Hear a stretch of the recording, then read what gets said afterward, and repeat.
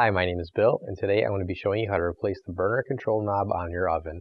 The reason why you might have to do this is because it's broken, damaged, or missing. Warning: before doing any repairs, please disconnect your power source. So this is the oven we're going to be using for this demonstration. It's a Frigidaire, and keep in mind ours might look a little bit different than what you've got at home, but the same technique should still apply. So here on our stove you can see we've got a bunch of control knobs on the front panel. However, we're missing one. So grab your new OEM replacement control knob, and if you don't have one already, you can find it on our online store. So on the back of our knob you can see this D-shaped hole, and that'll fit right on that D-shaped piece right there.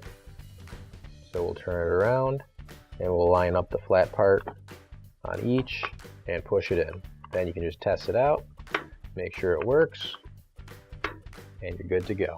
So what does a panda use to fry eggs? A pan, duh. Finally, don't forget to plug in your appliance. If you need to replace any parts for your appliances, you can find an OEM replacement part on our website, PCApplianceRepair.com. Thanks for watching, and please don't forget to like, comment, and share our video.